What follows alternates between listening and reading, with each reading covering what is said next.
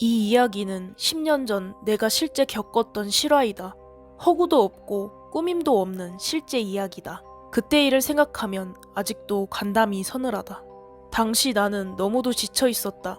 지방 출신인 나는 서울에 취직해서 2년 동안 근무했었다. 짧다면 짧고 길다면 긴 시간이었지만 2년의 시간 동안 나의 심신은 매우 지쳐갔다. 결국 나는 회사를 그만두고 서울을 떠났다. 고향인 충북으로 내려와 심신을 회복한 나는 고향에서 다시 새로운 일자리를 구하기로 했다. 그리고 어느 날 구인 사이트에 올라온 모집 공고를 보고 한 회사에 지원하게 되었다. 면접을 보러 오라는 연락을 받았고 운 좋게도 합격을 하게 됐다. 그렇게 나는 2013년 8월 8일 충북 K공장 회사에 입사하게 되었다. 내가 맡은 직무는 SCM 재고관리 파트였다. 당시 K공장은 충북에서 좀 이름있고 큰 회사였다. 나름대로 뿌듯했던 나는 난생 처음 해보는 일이었지만 자신감을 가지고 시작하기로 다짐했다. 출근 첫날 공장에 도착한 나는 사무실로 가기 위해 공장 안으로 들어갔다. 냉동창고 11개를 거쳐 뻥 뚫려있는 공장 복도를 지나 한참을 가니 어두컴컴한 구석진 곳에 사무실이 있었다. 냉동창고 근처라 사무실은 여름에도 15도에서 16도를 유지하고 있었다. 사무실에 들어서니 앞으로 나랑 같이 일할 팀장님이 앉아 계셨다. 그런데 사무실 인원은 그 팀장과 나 2명뿐이었다. 팀장님은 45살이었고 전주 사람이었다. 회사 내에서 말도 없고 과묵한 사람으로 통했고 일할 때만큼은 확실히 하는 그런 사람이라고 소문이 자자했었다. 나는 그 팀장님 밑에서 나름대로 최선을 다해 근무했다. 처음에는 힘들었지만 점차 적응을 했고 곧 팀장님한테도 인정받아 함께 업무를 총괄하기 시작했다. 그렇게 입사 1년이 지날 무렵 일이 벌어졌다. 2014년 8월 17일 비가 많이 내리는 날이었다. 팀장님과 함께 밤 늦게까지 근무를 하게 됐다. 물량이 많이 들어와서 오늘은 집에 가기 글렀구나 생각하며 업무를 봤다. 밤 10시가 지날 무렵 우리 둘은 어두컴컴한 사무실에서 불빛 하나에 의존해 일을 하고 있었다. 공장에는 우리 둘과 생산직 근무자 3명이 전부였다. 얼마 뒤 팀장님은 배고프지 않냐? 밤새 할 것 같은데 뭐라도 먹자며 말을 걸었다. 나도 배고파 죽겠다며 맞장구를 쳤다. 그렇게 우리들은 잠시 하던 일을 멈추고 야식을 먹기 위해 회사 식당으로 향했다. 사무실 밖에서 마주한 공장은 으스스했다. 공장 내부의 불은 소등한 상태였고 CCTV에 붉은 불빛만 반짝이고 있었다. 우리는 식당에서 라면 3봉지를 끓여 먹었고 소주 각 한 병씩 마시면서 이런저런 이야기를 나눴다. 그러다 보니 스트레스가 금방 풀렸고 우리는 다시 일을 하기 위해 공장으로 들어갔다. 팀장님과 같이 복도 쪽으로 걸어가고 있는 찰나 너무도 이상한 광경이 눈에 들어왔다. 복도 좌측 7번 창고에 문이 열려있는 것이었다. 이 시간에 열 사람도 없는데 문이 열려 있었다. 냉동 창고는 항상 문이 닫혀 있었고 문도 버튼식이라 누군가 눌러야지만 문이 열리는 시스템이었다. 생산 근무자들은 생산 공장에서 야간 근무 중이었고 그 시간에는 우리 둘 외에 아무도 없는 곳이었다. 순간 오싹한 느낌이 든 나는 애써 불안감을 떨치기 위해 욕을 섞어 말을 했다. 팀장님, 이거 어떤 색 열어놨대요? 아까 우리 문 다 닫고 왔잖아요. 내 말을 들은 팀장님도 누가 장난친 게 아니냐며 의아해했다. 분명 우리는 누군가의 장난이라고 생각했다. 나는 7번 창고의 문을 다시 닫았고 팀장님과 함께 사무실 쪽으로 발걸음을 옮겼다. 그리고 사무실에 앉아 한창 업무를 보고 있었는데 이번에는 우리 사무실 바로 옆 3번 창고가 스르르 열리는 소리가 들렸다. 순간적으로 짜증이 솟구친 나는 벌떡 일어나 사무실 밖으로 뛰쳐나갔다. 어떤 놈인지는 몰라도 잡히면 죽인다는 각오로 밖으로 나가 소리를 질렀다. 그런데 공장에 사람의 흔적이 느껴지지 않았다. 내가 씩씩거리자 팀장님도 뭔가 이상함을 느꼈는지 같이 공장을 둘러보자며 나오셨다. 무서운 것도 사실이었지만 당시 나는 바쁜 업무와 스트레스 때문에 화가 머리 끝까지 올라 있었다.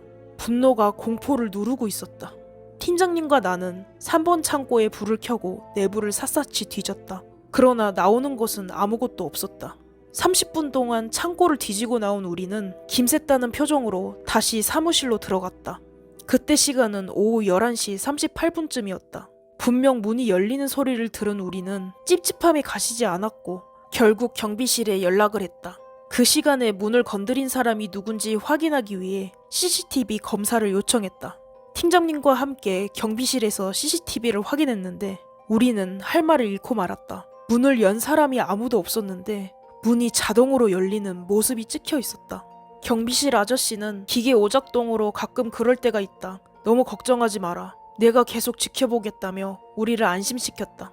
우리는 사무실로 발길을 돌릴 수밖에 없었다. 자정이 훌쩍 넘은 시간, 우리는 너무도 피곤해 간이 침대에서 쪽잠을 자기 위해 잠시 몸을 뉘었다.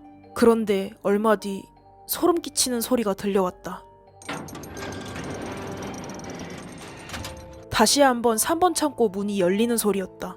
소리를 들은 나와 팀장님은 거의 동시에 발작적으로 몸을 일으켰다. 우리는 욕짓거리를 하며 잡히는 대로 집어들고 사무실을 뛰쳐나갔다. 믿을 수 없었다. 이번에도 밖에는 아무도 보이지 않았다. 그런데 그 순간 복도에서 누군가 뛰어가는 소리가 들렸다. 분명히 잘못 들은 소리인 줄 알았는데 뛰어가는 소리가 들렸다. 그러더니 이번에는 아까 야식을 먹으러 갈 때 열려 있었던 7번 창고의 문이 우리 눈앞에서 스스로 열리는 것이었다. 그러고는 창고 안으로 들어가는 발소리가 들렸다. 우리는 점점 겁을 먹기 시작했고 숨을 죽이고 조심히 복도로 걸어가 7번 창고 쪽으로 발걸음을 옮기기 시작했다. 그리고 열려있는 7번 창고 입구에서 우리 둘은 보고 말았다. 창고 안에 있는 정체불명의 남자를. 키는 170 정도였고 마른 체형이었는데 초점 없는 눈으로 우리를 노려보며 웃고 있었다. 나와 팀장님은 그 자리에서 다리가 풀려 주저앉았고 더 이상 몸을 움직일 수 없었다. 그 정체불명의 남자는 우리 쪽으로 걸어오더니 이렇게 말했다. 여기 내 집이야. 니네들 죽기 싫으면 나가. 뒷일은 기억이 나질 않는다. 팀장님도 마찬가지였다. 동시에 기절을 한 것 같았다. 다음날 나와 팀장님은 한 소리 들을 각오를 하고 회사 간부에게 겪은 일을 사실대로 얘기했다. 그리고 뜻밖의 대답을 들을 수 있었다. 여기 공장터는 원래 공동묘지였다는 사실이었다. 그래서인지 회사에서는 종종 미스테리한 일들이 있었다고 했다. 헛것이 보일 뿐만 아니라 이해할 수 없는 사망사고까지 있었다고 들었다. 그 말을 들은 팀장님은 잠시 생각에 잠겼고 갑자기 CCTV를 다시 확인하자며 경비실로 향했다. 나는 팀장님을 따라 경비실에서 함께 CCTV를 돌려봤다. 그리고 다시금 충격적인 장면을 목격했다. 우리가 한 형체가 아니라 여러 형체랑 같이 있었다는 사실을. 분명히 CCTV에 있었다. 한 개의 형체가 아닌 여러 형체가 우리와 함께 돌아다니는 것을.